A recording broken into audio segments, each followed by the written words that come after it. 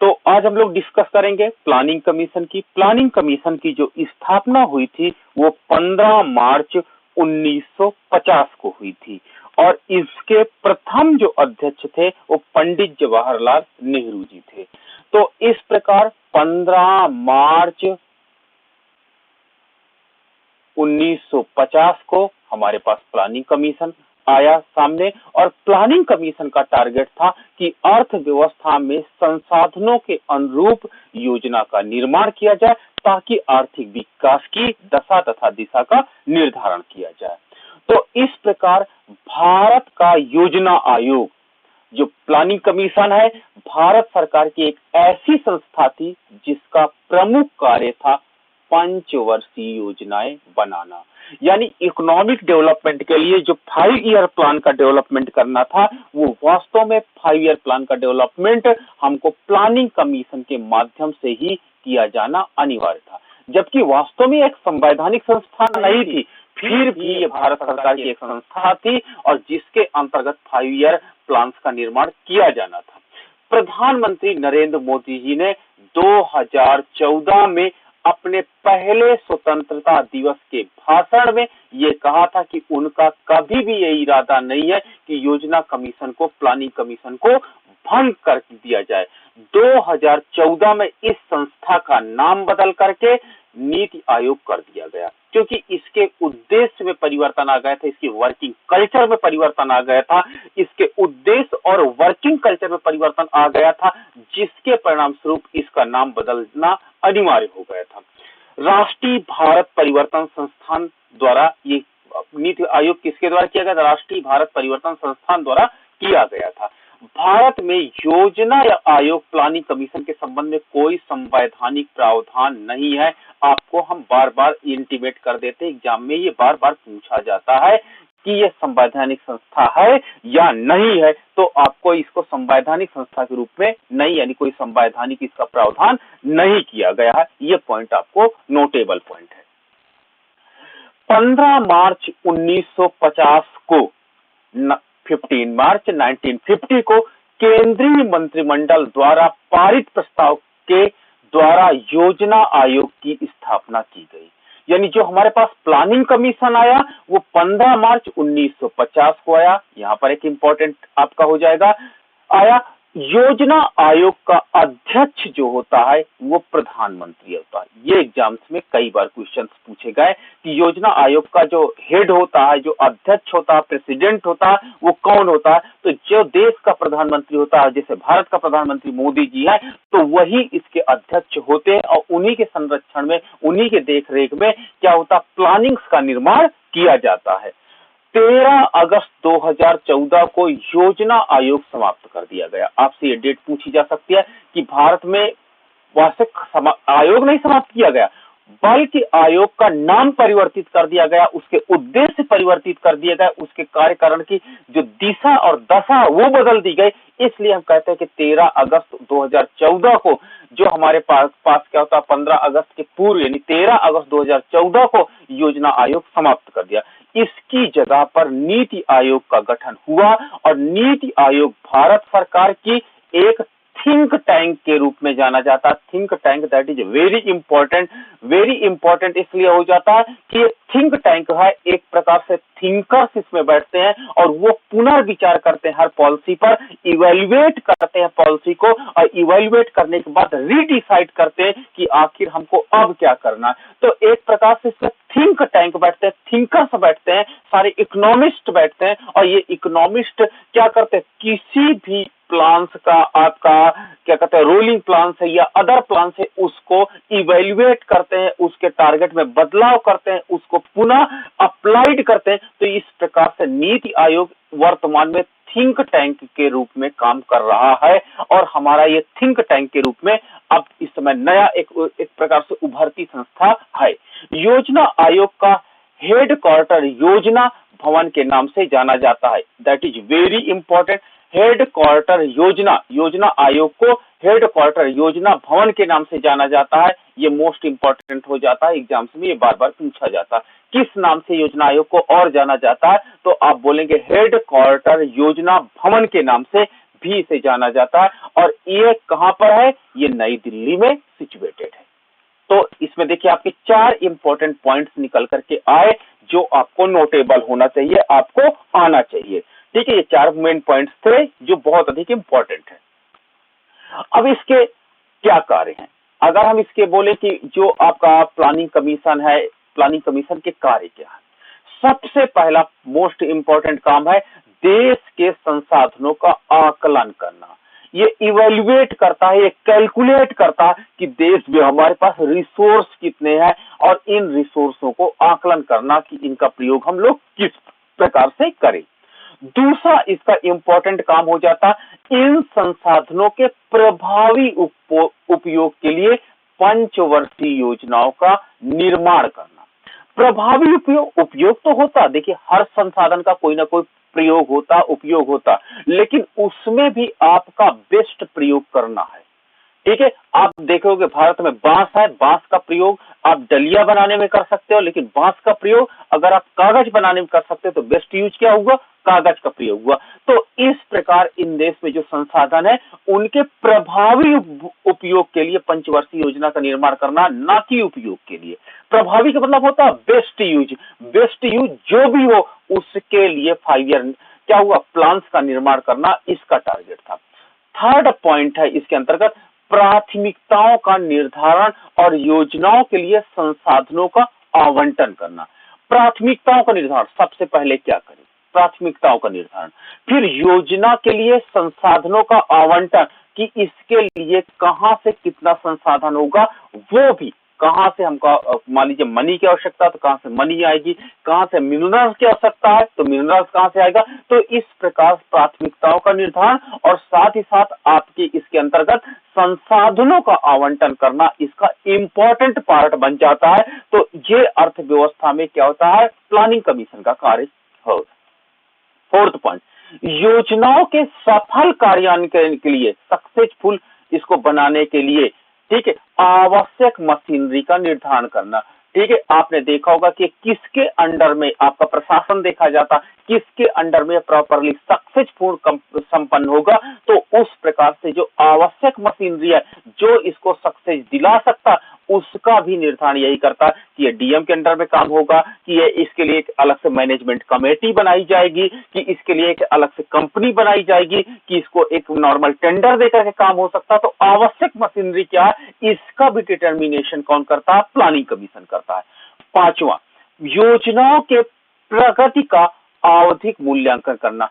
Time to time आवधिक मूल्यांकन का मतलब होता है कोई भी प्लानिंग्स अगर लगाई जाती है तो उस प्लानिंग्स का टाइम टू टाइम इवैल्यूएशन किया जाता है प्लानिंग कमीशन के द्वारा।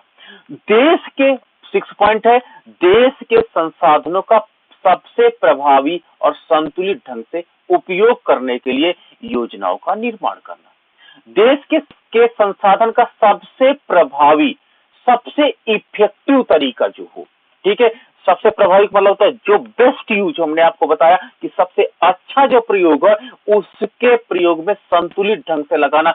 ऐसे नहीं कि अगर आपके पास मान लीजिए कोई मिनरल्स है तो आप उसकी बहुत ज्यादा उसको क्या किया, निकाल लीजिए और उसका प्रयोग कीजिए ताकि आपका सस्टेनेबल डेवलपमेंट ना होने पाए। तो संतुलित ढंग से हमको प्रयोग करना ताकि प्रकृति को नुकसान ना होने पाए और हमारा क्या हो जाए, देश का संसाधन प्रयोग में भी आ जाए। ठीक है, तो इस प्रकार देश के संसाधनों का सबसे प्रायोगिक, प्रभावी और संतुलित ढंग से उपयोग किया जाए तथा योजनाओं का निर्माण भी किया जाए ताकि इकोनॉमिक डेवलपमेंट का कार्य संपन्न हो जाए। 7th पॉइंट है आर्थिक विकास को बाधित करने वाले कारकों को पहचान करना। देखिए जो ऑब्स्टिकल होते हैं, बाधित करने वाले कारक, देखिए हर कार्य में कोई ना कोई बाधा पहुंचाता है। तो इसमें भी अगर प्लानिंग कमीशन में अगर आपको इकोनॉमिक डेवलपमेंट को जो ऑब्स्टिकल्स हैं, जो बाधा करने वाले आपके चर हैं, उनको इसके अंतर्गत पहचान करना और उसके आधार पर उस पर कार्रवाई करना इंपॉर्टेंट होता है। तो ऑब्स्टिकल्स आप जैसे आज भारत का ऑब्स्टिकल्स क्या है? लो एजुकेशन क्वालिटी। आज भारत में एजुकेशन क्वालिटी क्या होता है? बहुत लो है, जो आर्थिक विकास में आज भी देखिए प्रॉब्लम जनरेट कर रहा है। आप एग्री होगी कि भारत में लो एजुकेशन क्वालिटी होने के परिणाम स्वरूप आज भारत को इतनी समस्याओं का सामना करना पड़ता। तो ये ऑब्स्टेकल्स है, इसको सरकार ने पहचानना और भारत में हाई क्वालिटी इंस्टीट्यूट डेवलप किए, जैसे आईआईएम, आईआईटी डेवलप किए, ताकि आपके पास जो लेबर क्वालिटी है वो वर्ल्ड लेवल की हो सके। तो इस प्रकार प्लानिंग कमीशन क्या करती है, ऑब्स्टेकल्स को पहचानती है, बाधित करने वाले चरणों को पहचान करती है, और जो आर्थिक विकास में क्या होते हैं, बाधा पहुंचाते हैं, और उनको रिमूव करती है, ताकि इकोनॉमिक डेवलपमेंट की प्रक्रिया प्रॉपरली संपन्न हो सके। और 8th आपका पॉइंट है, योजना के प्रत्येक चरण के सफल क्रियान्वयन के लिए आवश्यक मशीनरी का निर्धारण करना।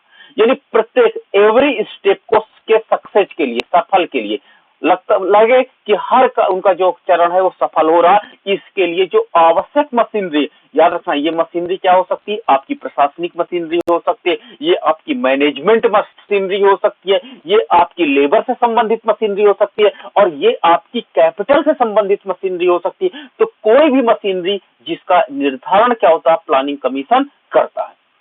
तो इस प्रकार प्लानिंग कमीशन जो आपका देश में बनाया गया, ये प्लानिंग कमीशन क्या होता है, प्लानिंग कमीशन ये कार्य संपादित करता है। आगे हम पॉइंट डिस्कस करते हैं। भारत में ब्रिटिश राज के अंतर्गत सबसे पहले 1930 में 1930 में बुनियादी बेसिक आर्थिक योजनाओं को बनाने का काम शुरू हुआ।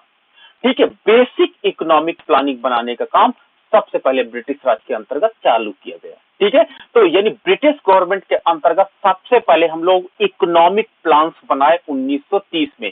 ठीक है, आपको 1934 को मैंने डेटा भी फैक्ट्स के अंतर्गत दिया था कि हमारे पास क्या कार्यक्रम हुए, तो लेकिन इसके जो लक्षण थे वो ब्रिटिश काल में 1930 से हमको प्राप्त होने लगे थे। भारत की औपचारिक सरकार ने, ठीक है, भारत की औपनिवेशिक सरकार ने औपचारिक रूप से एक कार्य योजना बोर्ड का गठन किया, जिसे 1944 से 1946 तक के कार्य किया। निजी उद्योगपतियों, अर्थशास्त्रियों ने 1944 में कम से कम 3 विकास योजनाएं बनाई, और 1944 का जो आपका इरा था वो बहुत अधिक इंपॉर्टेंट था, और आपको हमने स्पेशल फैक्ट्स के अंतर्गत इसके अंतर्गत बताया कि किस प्रकार से बॉम्बे प्लान भी इसके अंतर्गत काम किया और अन्य प्लान से काम किए, जिससे इकोनॉमिक डेवलपमेंट में बुनियादी क्षेत्र, आपको बार बार बोल रहा हूं कि जो आपका फंडामेंटल एरिया जैसे आपका रोड, बिजली, पानी, इसके लिए सबसे पहले इकोनॉमिक प्लान्स बनाए गए थे, और इनको 8 पूंजीपतियों ने क्या क्या किया, मिलकर के चालू भी किया था। स्वतंत्रता बाद के बाद भारत ने योजना बनाने की, क्योंकि अब हमारे पास फ्री, हम लोग क्या किए थे, इंडिपेंडेंट इंडिया में काम कर रहे थे, तो अब हमको प्लानिंग पर काम करना अनिवार्य हो जाता अगर हमको एक सक्सेसफुल कंट्री बनाना है। तो बनाने का एक औपचारिक मॉडल अपनाया गया। ठीक है, और औपचारिक मॉडल अपनाने के परिणामस्वरूप इसके तहत योजना आयोग, जो इस वर्तमान में प्लानिंग कमीशन है, योजना आयोग जो सीधे भारत के प्रधानमंत्री को रिपोर्ट करता है। ठीक है, या क्योंकि भारत का प्रधानमंत्री इसका अध्यक्ष होता है, तो योजना आयोग कोई नीतियों को बनाता है और भारत के प्रधानमंत्री को रिपोर्ट करता है, और भारत का प्रधानमंत्री क्या करता है, भारत के प्रधानमंत्री जी इस योजना को राष्ट्रीय विकास परिषद में रखते हैं। याद रखना, प्लानिंग कमीशन आपका क्या कहते हैं कि आपका जो प्लानिंग कमीशन है वो एक प्रकार से गैर संवैधानिक, वर्ड याद रखिएगा, गैर संवैधानिक, संवैधानिक, दूसरा आपका सलाहकारी, और तीसरा इंपॉर्टेंट पॉइंट हो जाता परामर्शदात्री संस्था है। ठीक है, तो यानी जो आपका प्लानिंग कमीशन ऑफ इंडिया है, प्लानिंग कमीशन है भारत का, वो क्या करता है, आपका गैर संवैधानिक, एडवाइजरी आपका और परामर्शदात्री संस्था है। ये प्लान्स को बनाता है किसके अंडर में, प्रधानमंत्री जी के अंडर में बनाता है, और इसको नेशनल डेवलपमेंट काउंसिल में रखता है। ठीक है, नेशनल डेवलपमेंट काउंसिल में रखता है। नेशनल डेवलपमेंट काउंसिल क्या है, इसकी स्थापना 6 अगस्त 1952 को हुई थी, और इसमें प्रत्येक राज्य के मुख्यमंत्री मेंबर होते हैं, यानी एक प्रकार से ये मुख्यमंत्रियों का एक समूह होता है। तो इस प्रकार प्रत्येक राज्य एवं केंद्र शासित प्रदेशों का प्रशासक, ठीक है, और योजना आयोग के सभी सदस्य इसके मेंबर हो गए, किसके? नेशनल डेवलपमेंट काउंसिल के। और ये एक संवैधानिक संस्था है, एक संवैधानिक संस्था है जिसके परिणाम स्वरूप प्लानिंग कमीशन प्लान तो बना देती है, किसके अंडर में? पीएम के अंडर में, लेकिन उस प्लान को एग्जीक्यूट करना है कि नहीं, अर्थव्यवस्था में लगाना है कि नहीं, तो ये नेशनल डेवलपमेंट काउंसिल इस पर कंसीडर करती है, इस पर विचार करती है, ठीक है, कि इस प्लान को भारत में लागू किया जाए या न लागू किया जाए। तो नेशनल डेवलपमेंट काउंसिल जो आपका राष्ट्रीय विकास परिषद होता है, जिसके मेंबर्स क्या कौन कौन से होते हैं इसके मेंबर्स? पहला मैंने आपको बताया, सारे मुख्यमंत्री हो गए जितने राज्यों के हो गए, तो इसके जो होते हैं मेंबर्स मुख्यमंत्री हो गए। दूसरा, केंद्र शासित प्रदेश के जो आपके प्रशासक होंगे, जैसे आपके दिल्ली में मुख्यमंत्री होते हैं, गोवा में आपके, तो इस प्रकार केंद्र शासित प्रदेशों के जो होते लक्षद्वीप, दमन, इसके प्रशासक इसके मेंबर्स होंगे। और प्लानिंग कमीशन के जितने सदस्य होते हैं वो भी इसके मेंबर होंगे, और ये बैठ करके उसको एग्जीक्यूट करने की बात करते हैं कि इसको लागू किया जाए या ना लागू किया जाए। तो इस प्रकार प्लानिंग कमीशन द्वारा तैयार कोई मॉडल जो प्रधानमंत्री की अध्यक्षता में बनाया जाता है, उसे डेवलपमेंट काउंसिल, एक नेशनल डेवलपमेंट काउंसिल एग्जीक्यूट करती है, उसको प्रयोग में लाती है, उसको प्रभावी करती है या रिजेक्ट करती है। इसका काम नेशनल डेवलपमेंट काउंसिल का है, और इसकी स्थापना 6 अगस्त 1952 को हुई थी। तो इस प्रकार से हम देख सकते हैं कि प्लानिंग कमीशन और एनडीसी, नेशनल डेवलपमेंट काउंसिल, दोनों पैरेलल संस्था है, लेकिन एक गैर संवैधानिक है, दूसरी संवैधानिक संस्था है। और गैर संवैधानिक संस्था प्लानिंग कमीशन कोई प्लान को बनाती है और नेशनल डेवलपमेंट काउंसिल उसको अप्लाइड करती है, उस पर विचार करती है, और उसको सारे मुख्यमंत्रियों की सहमत से, सारे प्रशासकों की सहमत से पूरे भारत के लिए अप्लाइड कर देती है। तो इस प्रकार नेशनल डेवलपमेंट काउंसिल के द्वारा इसे पारित होना अनिवार्य होता है। अगर नेशनल डेवलपमेंट काउंसिल ने क्या किया, रिजेक्ट कर दिया, तो याद रखिए वो प्लान वहीं पर क्या हो जाएगा, रुक जाएगा, और उसको आगे एग्जीक्यूट हम लोग नहीं करेंगे। तो इस प्रकार नेशनल डेवलपमेंट काउंसिल का रोल बहुत अधिक इंपॉर्टेंट हो जाता है। अब इसके विषय में आपको एक फैक्ट बता दूं कि नेशनल डेवलपमेंट काउंसिल का जो गठन किया गया था, वो नियोगी समिति की संस्तुति पर किया गया था। वेरी इंपॉर्टेंट पॉइंट हो जाता, नियोगी समिति की संस्तुति पर इसको लगाया गया था, ठीक है। और इसका जो आपके पास होते हैं प्रशासनिक आयोग, पूर्व मंत्री परिषद, सभी इसके सदस्य नहीं होते हैं, और भारतीय अर्थव्यवस्था के विकास से संबंधित मुद्दों पर विवेचन करना, निर्णय लेने का संबंध में राष्ट्रीय विकास परिषद एक शीर्ष संस्था, कि इसे भारत में लागू किया जाए, कौन सा प्लान लागू किया जाए या कौन सा प्लान लागू ना किया जाए, उसके लिए ये बहुत अधिक इंपॉर्टेंट हो जाता है। तो इस प्रकार नेशनल डेवलपमेंट काउंसिल एक इंपॉर्टेंट रोल रखती है, और प्लानिंग कमीशन के मॉडल को एग्जीक्यूट या एक्सक्यूट अर्थात हटा देती है। ये काम नेशनल डेवलपमेंट काउंसिल का होता है। तो अब हम बात करते हैं, अब आपको समझ में आ गया कि प्लानिंग कमीशन प्लानिंग बनाती है, वो भी प्रधानमंत्री जी की अध्यक्षता में, लेकिन इसका इवैल्यूएशन, इसकी रिपोर्ट की जांच, इसको भारत में अप्लाई करने का तरीका वो नेशनल डेवलपमेंट काउंसिल के पास चला जाता है। तो इस प्रकार 15 मार्च 1950 को आपका प्लानिंग कमीशन आया, और जिसके अध्यक्ष थे जवाहरलाल नेहरू जी थे। तो आपका यहाँ पर एक इंपॉर्टेंट पॉइंट और बन जाएगा। प्रथम पंचवर्षीय योजना 1951 में शुरू की गई थी, ठीक है। फर्स्ट 5 ईयर प्लान 1951 में शुरू की गई थी, और इसके बाद 1965 तक 2 और पंचवर्षीय योजनाएं बनाई गई। 1965 के बाद 1965 के बाद पाकिस्तान से युद्ध के कारण संघर्ष योजना बनाने का काम में व्यवधान पड़ गया, कारण संघर्ष योजना बनाने का काम, और 2 साल लगातार सूखा हमारे देश में पड़ा, मुद्रा का अवमूल्यन हुआ, ठीक है, कीमतों में सामान्य वृद्धि देखी गई। क्योंकि देखिए, जब किसी देश में अटैक होता है, आक्रमण होता है, युद्ध होता है, और साथ ही साथ अगर आपका प्रकृति साथ नहीं देगी तो ये तीन प्रॉब्लम्स हमारे सामने आएगी। और सबसे ज्यादा आती है प्राइस राइज की। नॉर्मल प्राइस राइज क्या होता है, बूम कर जाता है, बढ़ जाता है, जिससे लोगों की रियल परचेजिंग पावर कम हो जाती है और संसाधनों के क्षरण के कारण योजना प्रक्रिया बाधित हुई और हम लोगों ने क्या किया, नई प्लानिंग्स नहीं बनाए।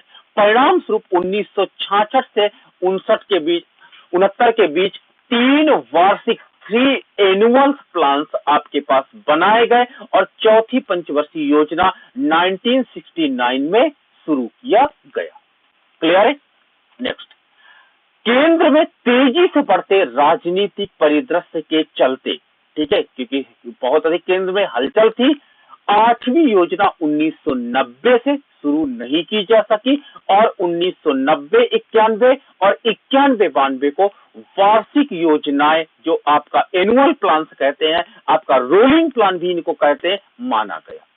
संरचनात्मक समायोजन की नीतियों की शुरुआत के बाद आखिर 1992 में 8वीं योजना को इसके अंतर्गत प्रारंभ किया गया।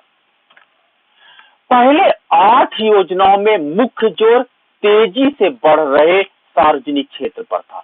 यानी जितने आपके 8th 5 ईयर प्लान की अगर मैं बात करूं तो 8th 5 ईयर प्लान जो थे वो पब्लिक सेक्टर को, यानी सार्वजनिक सेक्टर जिसको कहते हैं सरकारी क्षेत्र, पब्लिक सेक्टर के डेवलपमेंट पर जोर दिया गया। यानी अर्थव्यवस्था में सरकार की भूमिका को इंपॉर्टेंट किया गया। लेकिन 9th प्लान जो आपका हुआ, 9th प्लान में पहली बार प्राइवेट सेक्टर की एंट्री और वर्ल्ड लेवल पर ग्लोबल मार्केट को हम लोगों ने अपने भारतीय बाजार में प्रवेश करने की अनुमति प्रदान किया। तो आपसे अगर पूछा जाए कि 8 5 ईयर प्लान जो बनाए गए वो किस बेस पे थे, तो आप बोलिएगा उनका काम था पब्लिक सेक्टर को डेवलपमेंट करना, अर्थात गवर्नमेंट सेक्टर को डेवलपमेंट करना था। लेकिन 9th प्लान से क्या हुआ कि हम लोग प्राइवेटाइजेशन एंड ग्लोबलाइजेशन को एक्सेप्ट करने लगे और इस दौरान आधारभूत और भारी उद्योग में भारी निवेश किया गया। ठीक है, किसपे? आधारभूत, जो हमारा बेसिक इंडस्ट्रीज है, जैसे आपका रोड, बिजली, पानी, और भारी उद्योग जैसे आपका कोयला, लोहा, ठीक है, जितने मिनरल्स उद्योग थे ये भारी उद्योग के रूप में जाने गए। लेकिन ये याद रखिए, आधारभूत उद्योग और भारी उद्योग किसी देश के डेवलपमेंट का कोर सेक्टर होता है। कोर सेक्टर का मतलब होता कि हर देश में डेवलपमेंट का कोई ना कोई एजेंडा होता और कोई ना कोई इंडस्ट्री, भारी उद्योग या आपका आधारभूत उद्योग किसी देश का डेवलपमेंट का कार्य कर सकता है। ठीक है, भारत में जो डेवलपमेंट का ग्रोथ एजेंट माना गया वो लोहा की इंडस्ट्री को माना गया कि भारत में जो भारी उद्योग के अंतर्गत लोहा उद्योग खोला गया था, वो लोहा उद्योग भारत में क्रिटिकल सेक्टर बना और भारत के डेवलपमेंट की दशा और दिशा निर्धारित करने में लोहा उद्योग ने सबसे बड़ी भूमिका निभाई। अगर मैं एग्जांपल की बात करूं तो जापान की अगर मैं बात करूं तो जापान में आपने देखा होगा कि हिरोशिमा और नागासाकी में 1944 में बम गिराए गए थे और पूरा इनका सिटी क्या हुआ था, सिटी पूरा का पूरा बर्बाद हो गया था। लेकिन वहां पर एक क्रिटिकल इंडस्ट्री, एक बेसिक इंडस्ट्री निकल कर आई थी, डॉल इंडस्ट्री, गुड़िया उद्योग। आपने नाम सुना होगा, जापानी डॉल। आज भारत में जापानियों के पास कुछ नहीं बचा था। जापानियों ने कहा कि हमारा क्रिटिकल इंडस्ट्री क्या है, हमारे सारे उद्योग तो समाप्त हो गए। तो जापानियों की कला आती थी, उनको डॉल बनाने की कला बहुत अच्छी आती थी, गुड़िया बहुत अच्छी बनाते हैं, डॉल्स बहुत अच्छी बनाते हैं। उन्होंने क्या किया, अपनी डॉल्स बनाई और डॉल ऐसी बनाते थे कि बहुत अधिक डॉल क्यूट और सजीव लगती थी। और उन्होंने क्या किया, अपनी डॉल को वर्ल्ड के हर घर तक पहुंचाने का एक मिशन रखा कि विश्व में हम हर घर तक अपनी डॉल्स को पहुंचा देंगे। और 1944 के अटैक के बाद भी भारत आज विश्व का चौथा नंबर का कंट्री जापान पुनः बन गया।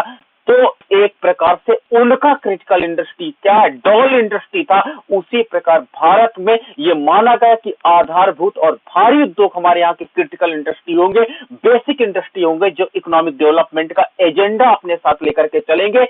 इसलिए भारत सरकार ने जो सार्वजनिक क्षेत्र पर सबसे ज्यादा इन्वेस्टमेंट किया और साथ ही साथ भारी उद्योग और भारी निवेश पर भी बहुत अधिक इन्वेस्टमेंट किया गया। कहा गया कि यही अर्थव्यवस्था में ऐसे क्षेत्र हैं जो अर्थव्यवस्था में की दशा तथा दिशा को बदल देंगे। लेकिन भारत सरकार ने जिस अनुरूप सोचा था भारत सरकार ने सोचा था कि अगर हम लोहा उद्योग में प्रयोग करेंगे तो लोहा उद्योग से सस्ते में लोहा प्राप्त होगा और सस्ते में लोहा मिलने के परिणाम स्वरूप लोग लोहे से उत्पादित, क्योंकि मशीनों को बनाने के लिए लोहा का उत्पादन आवश्यक है, इसलिए मशीनों का डेवलपमेंट होगा और जब मशीनों का डेवलपमेंट होगा तो उससे इकोनॉमिक डेवलपमेंट क्या हो जाएगा, बढ़ जाएगा। इसलिए सरकार ने लोहा उद्योग पर बहुत ज्यादा इन्वेस्टमेंट कर दिया और इकोनॉमिक सेक्टर में मशीनों का प्रयोग बढ़ाने के लिए सरकार ने ऐसा किया। लेकिन हम भारतीय भी एक कदम आगे निकले और लोहा उद्योग में जब सरकार ने निवेश किया तो लोहा सस्ता हो गया। परिणाम स्वरूप हमने मकान बनाने की अपेक्षा, ठीक है, हम लोगों मशीनों को बनाने की अपेक्षा हम लोगों ने मशीनों तो नहीं बनाई लेकिन मकान में लोहे का प्रयोग बढ़ा दिया। अपना मकान था जहां पर लोहे का हमने प्रयोग बढ़ा दिया क्योंकि लोहा लकड़ी से सस्ता हो गया था। परिणाम स्वरूप हमने खिड़कियां बनाने चालू कर दिया, खिड़की बनाना चालू कर दिया, दरवाजा बनाना चालू कर दिया, छत बनाना चालू कर दिया। अब तो लोगों ने दीवार भी बनाना चालू कर दिया लोहे का। अर्थात सरकार ने जिस मंशा से लोहा उद्योग को डेवलप किया और लोहे को सस्ता किया ताकि मशीनें डेवलप हो, वास्तव में वो मंशा वहां पर वास्तव में एग्जीक्यूट नहीं हो पाई और हम लोगों ने उसका प्रयोग गलत जगह पे किया। अर्थात सरकार का जो एक कोर सेक्टर था, एक क्रिटिकल सेक्टर लोहा उद्योग था, वो वास्तव में अपने टारगेट को पा ना सका।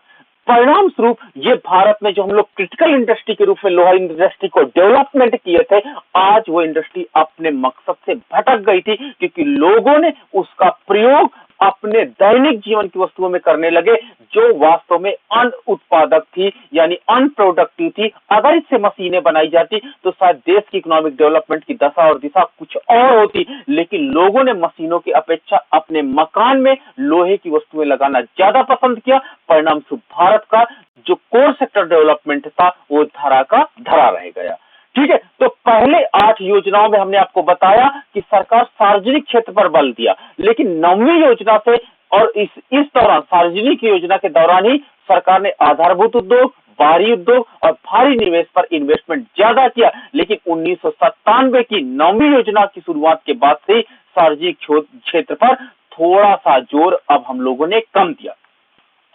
तो आपको याद रखना, सिम्टम्स तो 8वीं योजना से हम लोगों ने प्राइवेटाइजेशन का प्लान बनाया, 1991 से हमने प्लान बनाया, लेकिन जो हमारा कॉन्सेप्ट टूटा वो वास्तव में 9वीं योजना पर टूटा और हम लोगों ने सार्वजनिक क्षेत्र पर जो बहुत अधिक महत्व दे रहे थे वो हमारी विचारधारा यहां से भंग हो गई, मोह भंग हो गया।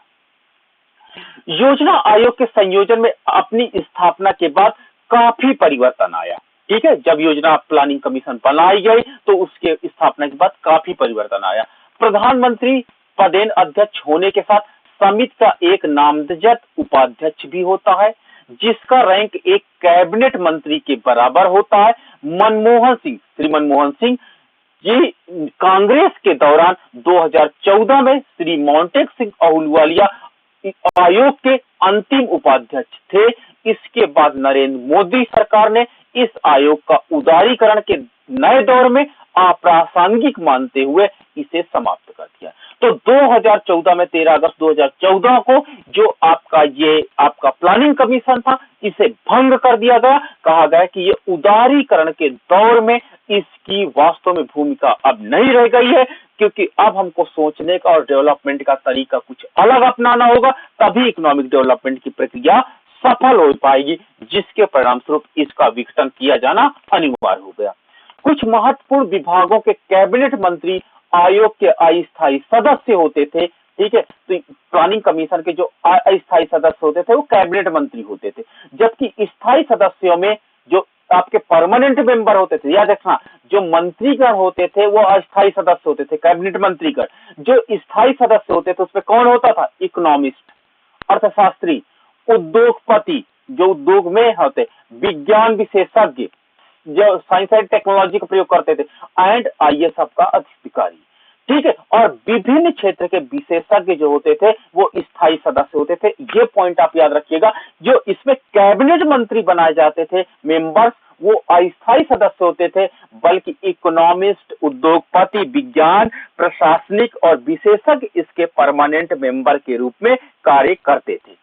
आयोग अपने विभिन्न प्रभागों के माध्यम से कार्य करता था। हर इसमें डिपार्टमेंट अलग अलग बनाया गया था, जिसके 3 प्रकार थे। सामान्य योजना प्रभाग, ठीक है, दूसरा कार्यक्रम प्रशासन विभाग, और आयोग के विशेषज्ञों में अधिकतर अर्थशास्त्री ही होते थे। इसके स्पेशलिस्ट जो होते थे इकोनॉमिस्ट ही बैठते थे, और ये इस आयोग को भारतीय आर्थिक सेवा का बड़ा नियोक्ता है। इंडियन इकोनॉमिक सर्विस, आपने नाम सुना होगा। जब एमए इकोनॉमिक्स आप कर लोगे तो एमए इकोनॉमिक्स करने के बाद अगर आप एमए इकोनॉमिक्स हो तो इंडियन इकोनॉमिक सर्विस का एग्जाम होता है, डायरेक्ट इसका मेंस होता है, इसमें प्री नहीं होता है। और इसको अगर आप रिटन क्वालिफाई कर लोगे तो इससे आईईएस की नियुक्ति होगी, और आप कहां चले जाओगे, प्लानिंग कमीशन पे चले जाओगे, जो वर्तमान में नीति आयोग है। तो अर्थात आप नीति आयोग में डायरेक्ट गवर्नमेंट के एडवाइजर, यानी भारत सरकार के एडवाइजरी पर आर्थिक सलाहकार के रूप में आप कार्य करने लगोगे। तो इस प्रकार इकोनॉमिस्ट जो होते थे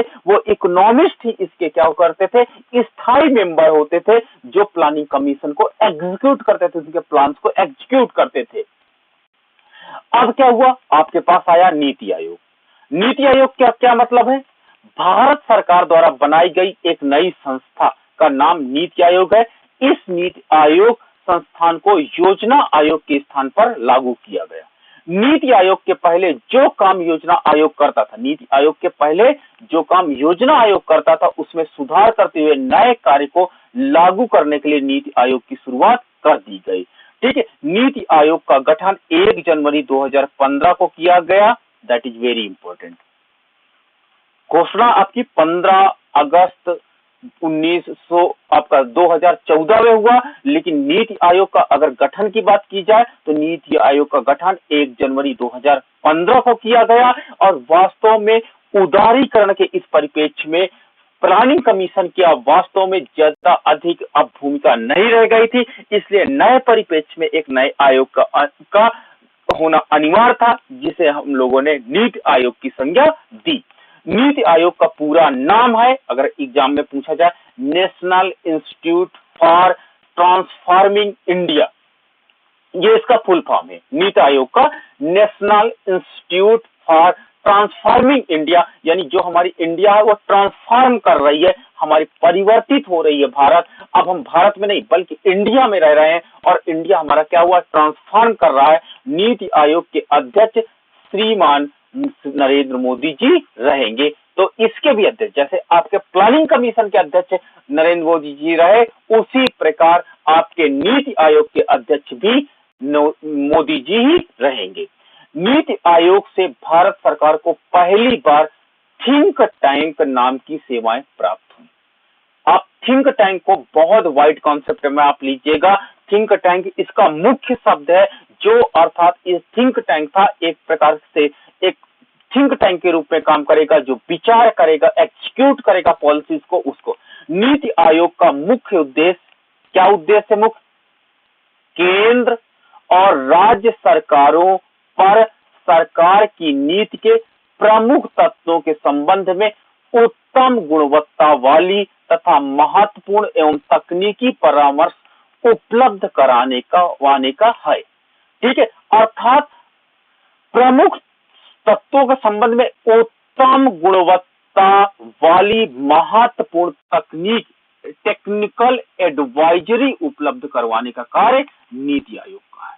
तो नीति आयोग का मुख्य कार्यकारी अधिकारी जो है अमिताभ कांत है। ठीक है, नीति आयोग की मुख्य विशेषताएं निम्नलिखित है, जो इस प्रकार से हैं, आगे हम लोग देखते हैं। अब नीति आयोग का जो उद्देश्य है उनको आप देखिए। नीति आयोग राष्ट्रीय और अंतरराष्ट्रीय महत्व के भौतिक प्रकार के नीतिगत मुद्दों पर, ठीक है, भौतिक प्रकार के नीतिगत मुद्दों पर केंद्र और राज्य सरकारों को पूरी तरह से रणनीति बनाने का काम करती है। ठीक है, एक प्रकार से एडवाइज करती है, यानी थिंक टैंक का देखिए यहाँ पे काम हो जाता है, क्योंकि आपको भौतिक प्रकार के नीतिगत मुद्दों पर जो आपके पॉलिसी मेकिंग आपका मैटर है, उस पर क्या करता है, ये क्या करता है, स्ट्रेटजी बनाने का काम करता है। कौन, आपका नीति आयोग। नीति, दूसरा पॉइंट आपका हो जाता है, नीति आयोग मुख्य रूप से राज्य की सशक्त राष्ट्र निर्माण का कार्य करता है। थर्ड पॉइंट आपका हो जाएगा, नीति आयोग ग्रामीण स्तर पर विश्वसनीय योजनाएं तैयार करेगा, ठीक है, जो आपका रूरल लेवल के होंगे और उन्हें लेकर के तंत्र में विकरता कसित करने का संकल्प लेता है, अर्थात तंत्र में उसे अप्लाइड करने का, यहाँ तो थोड़ा सा कुछ गड़बड़ है यहाँ पे, ठीक है, तो तंत्र में उसे अप्लाइड करने का, एप्लीकेशन करने का मतलब उसे लागू करने का भी संकल्प लेता है कि हम जो नीतियां बनाएंगे ग्रामीण स्तर पर विश्वसनीय योजना बनाएंगे, उन्हें क्या होगा, ग्रामीण अर्थव्यवस्था में लगाएंगे भी ताकि इकोनॉमिक डेवलपमेंट की प्रक्रिया पूरी हो सके। यह आयोग पहले ही सुनिश्चित कर लेता है कि जो क्षेत्र विशेष रूप से उन्हें सौंपे गए हैं, ठीक है, जो एरिया उनको सौंपे गए हैं, उनकी आर्थिक कार्यनीति और उनके कार्यनीतियों में सुरक्षा हितों को शामिल कर लेना सही होगा, ठीक है। तो इस प्रकार अगला पॉइंट है आपका, फिफ्थ पॉइंट है, नीति आयोग पूरे समाज के अंदर कमजोर वर्ग की प्रगति तथा रोजगार के अवसर बढ़ाने का प्रयास करेगा। तो इस प्रकार आपका ये एक थिंक टैंक था जो एडवाइजरी करता था, स्ट्रेटजी बनाना था और उसे विश्वसनीय स्तर पर लागू करना था ताकि इकोनॉमिक डेवलपमेंट का कार्य तेज हो जाए। तो हम फिर से एक बार ब्रीफिंग करेंगे। योजना आयोग क्या है? नीति आयोग के आने के पहले पूरे भारत में योजना आयोग लागू रखा गया था। भारत सरकार की योजना आयोग एक ऐसी संस्था थी जो पूरे देश के अंदर पंचवर्षीय योजनाओं का निर्माण करने का काम पूरा करने का काम करती थी। वहीं फिर देश के प्रधानमंत्री नरेंद्र मोदी जी ने सन 2014 में अपने भाषण के दौरान कहा था कि वो आगे योजना आयोग में बदलाव कर देंगे और इसके बाद अपने वादे को पूरा करते हुए मोदी जी ने 1 जनवरी 2015 में योजना आयोग की जगह नीति आयोग की शुरुआत कर दी। योजना आयोग की स्थापना 15 मार्च 1950 को केंद्रीय मंत्रिमंडल की सिफारिश के अनुरूप हुई थी और केंद्रीय मंत्रिमंडल ने जब सिफारिश किया था तो उसके आधार पर इसको क्या किया गया था, एग्जीक्यूट किया गया था, इसको लागू किया गया था। ठीक है, योजना आयोग के अगर मैं बताऊं कि योजना आयोग के प्रथम उपाध्यक्ष कौन थे? प्रथम उपाध्यक्ष कौन थे? तो इनके प्रथम उपाध्यक्ष गुलजारी लाल नंदा थे। गुलजारी लाल नंदा थे, ये इसके प्रथम उपाध्यक्ष थे। ठीक है, तो इस प्रकार आपका हम लोग ये ब्रीफिंग किया। योजना आयोग का अध्यक्ष हमेशा ही देश का प्रधानमंत्री होता है। ठीक है, उसी प्रकार नीति आयोग का अध्यक्ष भी देश का प्रधानमंत्री ही होगा। योजना आयोग को नीति आयोग की शुरुआत होने से पहले 17 अगस्त 2014 को पूरे देश में पूर्ण रूप से बंद कर दिया गया था। 13 अगस्त 2014 को पूरे देश में पूर्ण रूप से बंद कर दिया गया था। इसके बाद भारत सरकार की नीति आयोग को थिंक टैंक के रूप में, जो आपका 1 जनवरी 2015 से काम कर रही है, उसे थिंक टैंक के रूप में स्थापित किया गया। योजना आयोग के कुछ मुख्य कार्य निम्नलिखित थे, जो इस प्रकार हैं। योजना आयोग एक ऐसा आयोग है जो देश के अंदर संसाधनों का आकलन करता है, इवेल्युएट करता है, कैलकुलेट करता है कि हमारे पास कितने अधिक रिसोर्स है। योजना आयोग देश के अंदर विविध प्रकार के संसाधनों को अत्यधिक उपयोग के लिए पंचवर्षीय योजना बनाता है कि हम अपना बेस्ट यूज कर सके, उसके लिए वो 5 ईयर प्लान बनाता था। योजना आयोग का मुख्य उद्देश्य योजनाओं को सफल बनाने के लिए जरूरत पड़ने वाली सामग्रियां तथा मशीनरी का निर्धारण करना था कि आखिर किसके अंतर्गत हम ये प्लान को एग्जीक्यूट करें ताकि ये हमें प्रॉपरली अप्लाइड करें, ताकि हम अर्थव्यवस्था में प्रॉपरली वर्क कर सके। तो इस प्रकार आपने प्लानिंग कमीशन के विषय में देखा कि प्लानिंग कमीशन जो हमारे पास थी, वो देश में प्लानिंग कमीशन का कार्य क्यों था? वो इकोनॉमिक डेवलपमेंट को प्रमोट करना था। और इकोनॉमिक डेवलपमेंट को प्रमोट किसके माध्यम से करना था? हमको इकोनॉमिक डेवलपमेंट को प्रमोट करना था वास्तव में प्लान्स को बना करके। तो प्लान्स को बना करके हमको इकोनॉमिक डेवलपमेंट को प्रमोट करना था।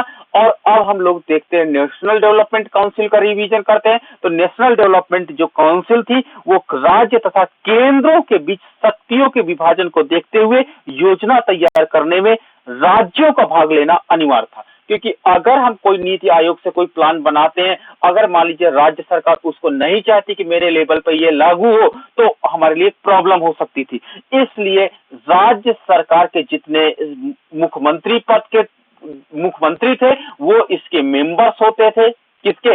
नेशनल डेवलपमेंट काउंसिल के। और नेशनल डेवलपमेंट काउंसिल इस प्रकार 6 अगस्त 1952 को नेशनल डेवलपमेंट काउंसिल बनाई गई। और नेशनल डेवलपमेंट काउंसिल क्या इसके अंतर्गत आपके जिसका अध्यक्ष प्रधानमंत्री होते थे, इसके भी अध्यक्ष आपके प्रधानमंत्री होते थे, इसके अध्यक्ष भी आपके प्रधानमंत्री होते हैं। और ये एक प्रकार से संविधानेतर निकाय अर्थात संविधान के अंतर्गत है। और इसके सभी सदस्य राज्य के मुख्यमंत्री, पहला राज्य के मुख्यमंत्री, दूसरा आपका केंद्र शासित प्रदेशों के प्रशासक जिनको आप एलजी कहते हो, और थर्ड आपका इसके अंतर्गत आते हैं योजना आयोग के सभी सदस्य। योजना आयोग के सभी सदस्य इसके मेंबर्स बनाए गए। ठीक है। और ये जो आपके थे मोरारजी देसाई की अध्यक्षता में गठित प्रशासनिक आयोग की संसद के पूर्व मंत्रिपरिषद के सभी सदस्य इसके सदस्य नहीं होते थे। भारतीय अर्थव्यवस्था के विकास से संबंधित मुद्दों पर विवेचना करने तथा निर्णय लेने के संबंध में राष्ट्रीय विकास परिषद एक शीर्ष संस्था के रूप में कार्य कर रही है। तो इस प्रकार अगर हम ये देखते हैं कि भारत में जो आपका क्या कहते हैं, भारत में जो आपकी प्लानिंग कमीशन है, जो भारत में आपकी प्लानिंग कमीशन है, उसको एग्जीक्यूट करने का काम जो कौन करती है, एग्जीक्यूट करने का काम आपका नेशनल डेवलपमेंट काउंसिल करती है। और नेशनल डेवलपमेंट काउंसिल क्या होती है, नेशनल डेवलपमेंट काउंसिल भारत में संविधानेतर आपकी एक संस्था बनाई गई। संविधानेतर संस्था का तात्पर्य था इस संविधान के अंतर्गत इसका गठन किया गया, प्रधानमंत्री को इसका अध्यक्ष बनाया गया, और साथ ही साथ इसको राज्य के मुख्यमंत्री इसके मेंबर्स होंगे, आपके इसके केंद्र के शासक प्रशासक इसके मेंबर होंगे, और योजना आयोग के सभी सदस्य इसके प्रशासक होंगे। तो इस प्रकार इसके अंतर्गत कार्य किया जाता है। ठीक है। और इसके उद्देश्य पर चर्चा कर लेते हैं थोड़ा सा ब्रीफ करके। पहला उद्देश्य होगा नेशनल डेवलपमेंट काउंसिल का योजना आयोग के स्थापना के लिए राष्ट्र के स्रोतों तथा परिश्रम को सुदृढ़ करने, उनको गतिशील बनाना। यानी जितने आपके देश में संसाधन है उन साधनों को गतिशील बनाने का कार्य आपका नेशनल डेवलपमेंट काउंसिल था, जो प्लानिंग कमीशन के अंतर्गत संसाधन कार्य कर रहे थे। दूसरा पॉइंट था कि सभी महत्वपूर्ण क्षेत्रों में समरूप आर्थिक नीतियों का अंगीकरण करना। डेवलपमेंट काउंसिल का काम था समरूप आर्थिक नीतियों को स्वीकार करना, समरूप आर्थिक नीतियों को स्वीकार करना, यानी सारे देश में समान इकोनॉमिक पॉलिसीज बने, ऐसी नीतियों को ये लोग एक्सेप्ट करते थे। तीसरा था देश के सभी भागों में तीव्र और संतुलित विकास को प्रोत्साहित करना। तीव्र और संतुलित विकास यानी किसी देश मतलब किसी राष्ट्र में ये ना होने पाए, यानी कि आपके देश में ये ना होने पाए कि आपके देश में कोई क्षेत्र का विकास तेजी से हो गया, अन्य क्षेत्र का विकास प्रॉपर नहीं हो पाया। तो इसके अंतर्गत तीव्र तथा संतुलित विकास को एक्सेप्ट किया गया, ये इसका पार्ट बना। चौथा पॉइंट था इसके अंतर्गत राष्ट्रीय योजना की प्रगति पर समय समय पर विचार करना। जो हमारे पास राष्ट्रीय योजना बनाई जाती थी उस योजना पर समय समय पर विचार करना, ये इसका कार्य था। ठीक है। पांचवा पॉइंट आपका है कि राष्ट्रीय विकास को प्रभावित करने वाली आर्थिक तथा सामाजिक नीतियों के संबंध में विचार करना। जो प्रभावित करने वाली नीतियां थी, उन पर विचार करना, उन पर हम लोग विचार करेंगे। छठा पॉइंट था कि राष्ट्रीय योजना के निर्धारित लक्ष्यों तथा उद्देश्यों की प्राप्ति के लिए सुझाव देना, कि कैसे हम लक्ष्यों को प्राप्त करें। इन लक्ष्यों को प्राप्त करने के लिए सुझाव देने का कार्य इसी का काम था।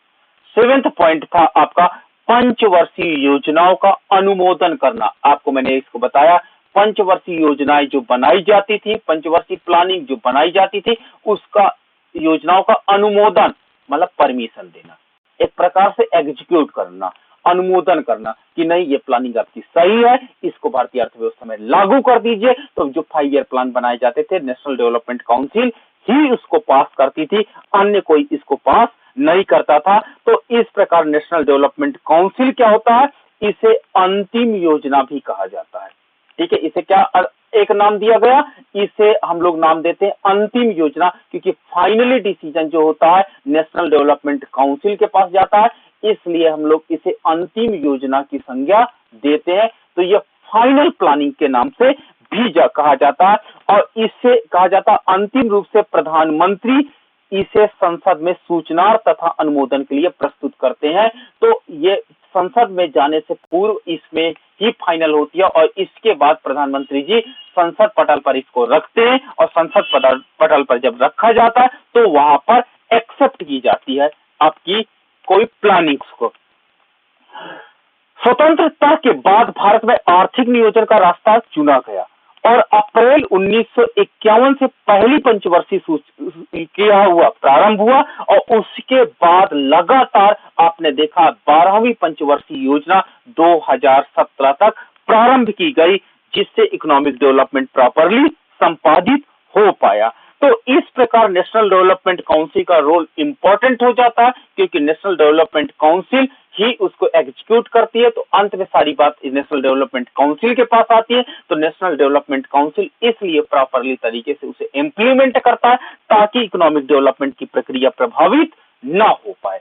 तो ये आज का हमारे लेक्चर्स थे। प्लानिंग कमीशन, नीति आयोग और नेशनल डेवलपमेंट काउंसिल, तीनों संस्थाओं पर हमने चर्चा की।